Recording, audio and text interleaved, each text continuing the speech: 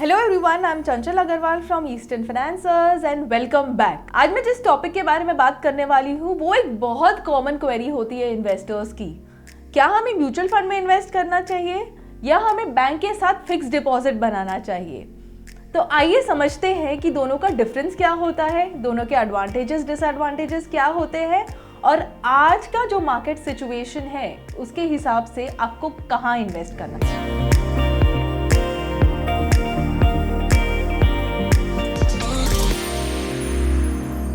मैंने mutual fund में invest करना चालू किया था over last year through SIP.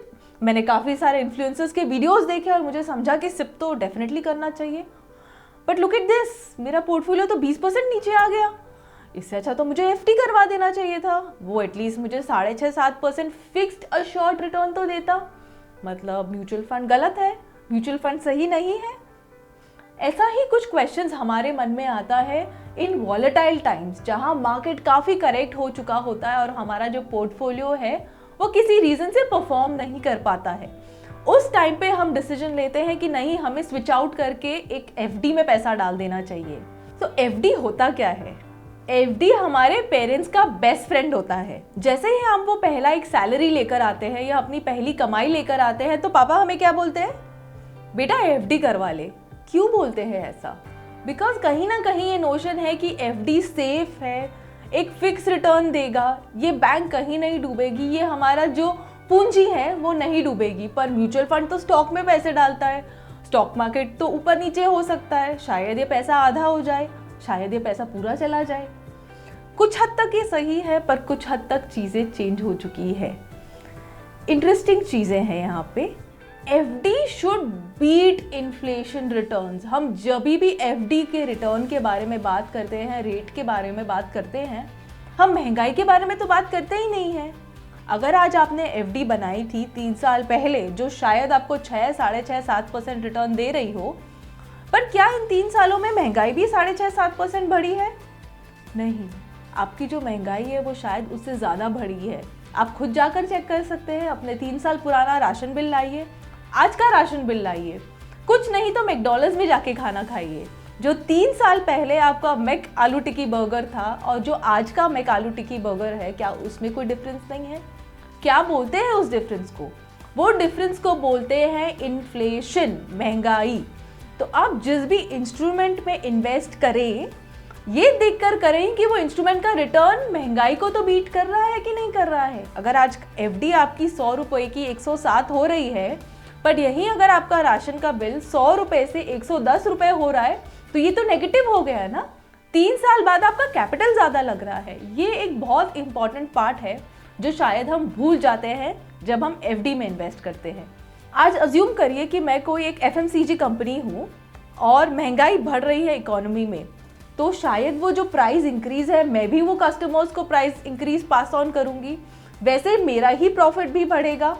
तो स्टॉक मार्केट का रिटर्न्स है जो शायद एग्जैक्ट नहीं बट कहीं ना कहीं इन्फ्लेशन से मैच करते हुए चलता है।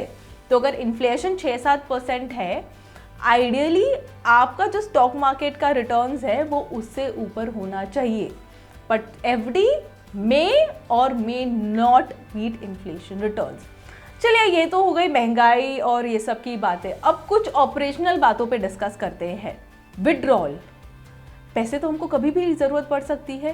क्या हुआ कि अगर आपने 3 साल की एफडी बना दी पर कुछ एक रीज़न से 1 साल बाद आपको वो पैसों की ज़रूरत पड़ी, आप हाँ विड्रॉ ज़रूर कर सकते हैं। बट क्या आपको पता है कि आपको एक पेनल्टी चार्ज लेवी किया जाता है जो वेरी करता है bank to bank, but on an average ये 1 से 2% के आसपास होता है। ये हुआ पेनल्टी चार्ज। अब दूसरी बात हुई इंटरेस्ट रेट की। लेट्स अज्यूम आपने 3 साल का एफडी बनाया था 7% पे, बट 1 साल बाद आपने ये विड्रॉ कर लिया, तो क्या वो आपको 7% के हिसाब से 1 साल का पैसा देते हैं? जी नहीं। वही 3 साल पहले जो आपका 1 साल का एफडी का रेट था वो आपको मिलता है, या जो करंट इस टर्म पे 1 साल का एफडी रेट है वो, इन दोनों में से जो भी कम हो वो आपको मिलता है। तो एक तो आपका इंटरेस्ट रेट ये लोग काट देते हैं, ऊपर से there is a penalty charge for early withdrawal. ये बहुत इंपॉर्टेंट पार्ट होता है। बट ये बात तो स्टॉक मार्केट के लिए भी लेवी है। हाँ बिल्कुल लेवी है। अगर आपने स्टॉक मार्केट में पैसा डाला और 1 साल में अगर आपने वो पैसा निकालना चाहा, 2 बातें हो सकती है। पहली तो स्टॉक मार्केट ऊपर नीचे हो सकता है तो शायद आप वो पैसा निकाल पाए, शायद वो मार्केट नीचे हो तो आपको नेगेटिव लॉस हो जाए। दूसरा, कहीं ना कहीं एग्जिट लोड होता है।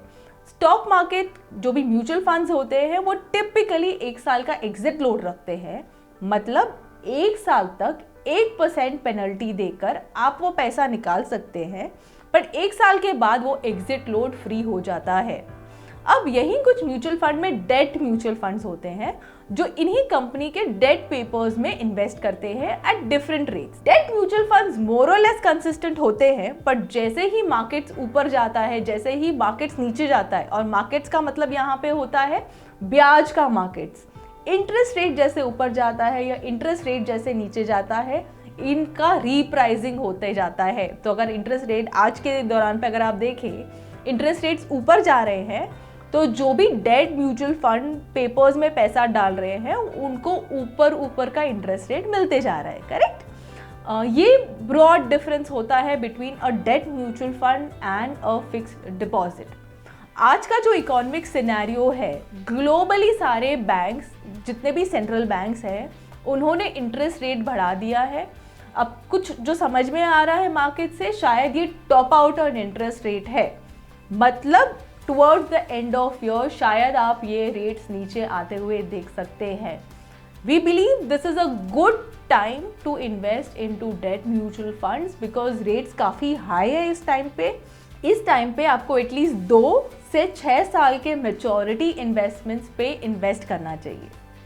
स्टे ट्यून्ड बिकॉज हम काफ़ी सारे ऐसे इंटरेस्टिंग इन्वेस्टमेंट आइडियाज़ पे बात करने वाले हैं। Do not forget to like and subscribe to our channel.